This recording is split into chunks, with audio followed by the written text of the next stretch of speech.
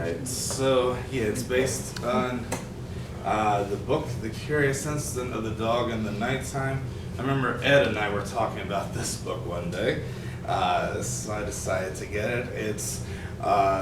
It's based on the novel by Mark Haddon and adapted by Simon Stevens.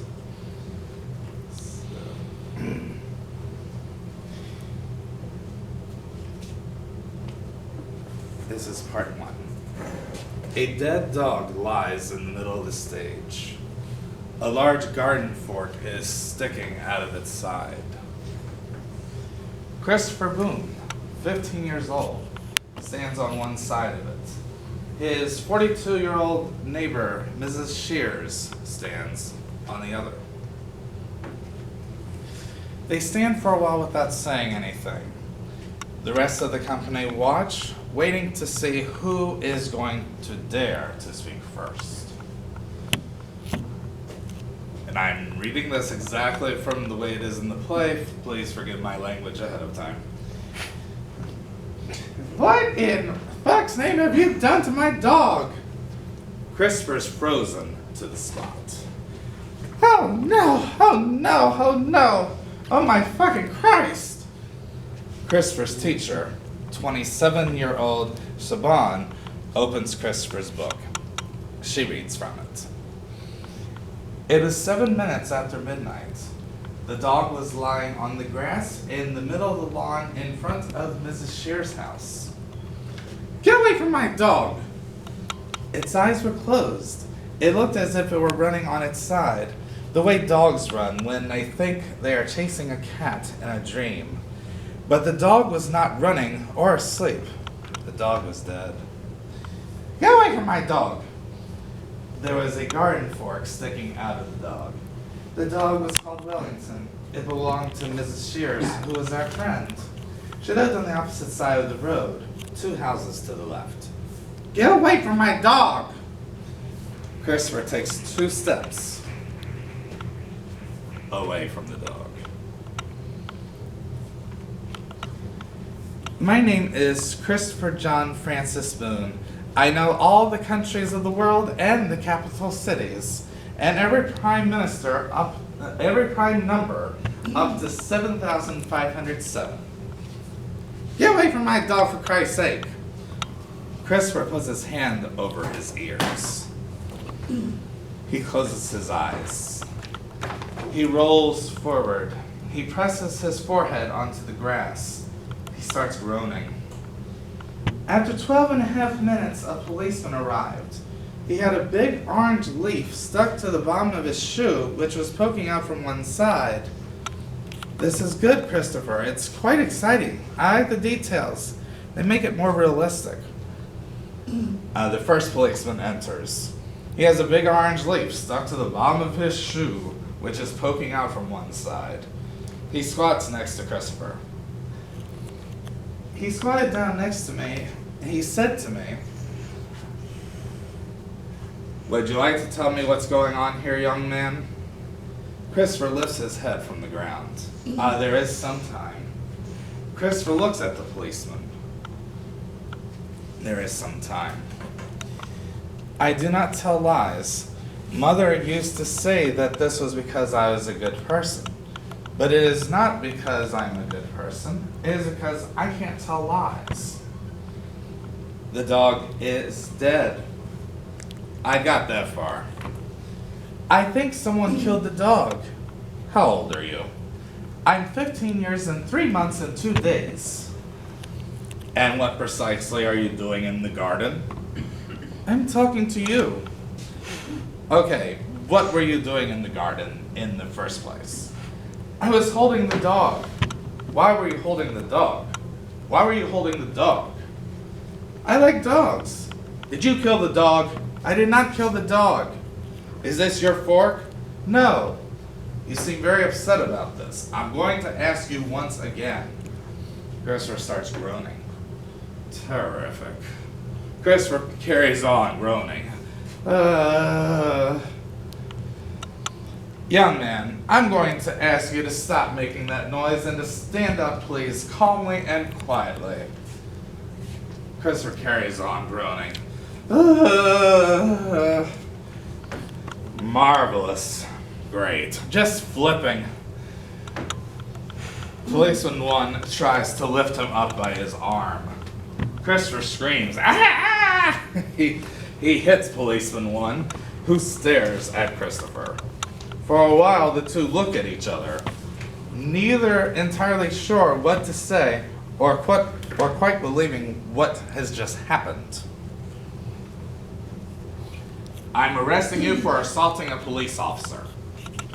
I strongly advise you to get into the back of the police car, because if you try any of that monkey business again, you little shit, I'm going to seriously lose my rag. Is that understood?"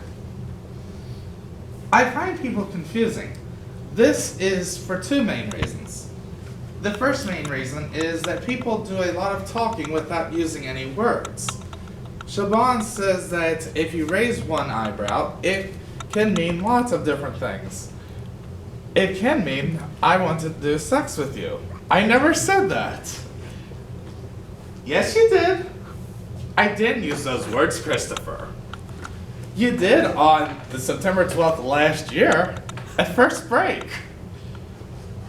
And it could also mean, I think that what you just said was very stupid.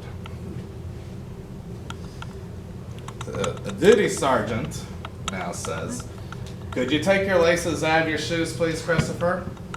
Christopher does. "Thank you. Could you enter your pocket onto the desk, please?" "Is that in case I have anything in them that I could use to kill myself, or escape, or attack a policeman with?" The duty sergeant looks at him for a beat. "That's right. I've got a Swiss Army knife, but I only use that for doing odd jobs, not for stabbing things or hurting people." Jolly good. Christopher empties his pockets. A piece of string, a piece of a wooden puzzle, 3 pallets of rat food for Toby, my pet rat, 1.47 pounds. This was made up of a pound coin, a 20-piece coin, 2 10-piece coins, a 5-piece coin, and a 2-piece coin. A red paper clip, a key to the front door, a Swiss Army knife with 13 attachments, including a wire stripper and a saw and a toothpick and tweezers. "Could you take your watch off, please, Christopher?" "No." "I'm sorry, Christopher. I need my watch to know exactly what time it is." "Take your watch off, please, Christopher." "Christopher, please, will you take your watch off? I'm asking you for a final time." "Give it here, lad." The duty sergeant tries to take the watch. Christopher starts screaming, "Ah!" The duty sergeant stops. He moves away. He nods his head. Christopher stops screaming. "It's all right, son. You keep it." Christopher calms down. "Do you have any family, Christopher?" "Yes, I do." "And who is your family?" "Father and mother, but mother's dead. And also Uncle Terry, who is in Sunderland. He is my father's brother, and my grandparents too, but 3 of them are dead. And Grandma Burton is in a home because she has senile dementia and thinks I'm someone on television." "Right. Lovely. Do you know your father's phone number, Christopher?" Christopher turns to a guy named Ed. Ed looks at him. He holds his hand out in front of him with his fingers stretched. Christopher does the same. They touch fingers, then let go. "I could see the Milky Way as we drove towards the town center." "Could you?" "Some people think the Milky Way is a long line of stars, but it isn't. Our galaxy is a huge disk of stars of millions of light years across, and the solar system is somewhere near the outer edge of the disk. Is that right?" For a long time, scientists were puzzled by the fact that the sky is dark at night, even though there are billions of stars in the universe, and there must be stars in every direction you look, so that the sky should be full of starlight because there is very little in the way to stop the light reaching Earth. Ed stares at him, says nothing. Then they worked out that the universe was expanding, that the stars were all rushing away from one another after the Big Bang, and the further the stars were away from us, the faster they were moving, some of them nearly as fast as the speed of light, which was why their light never reached us. Terrific. Christopher, Mr. Boone, could you come this way, please?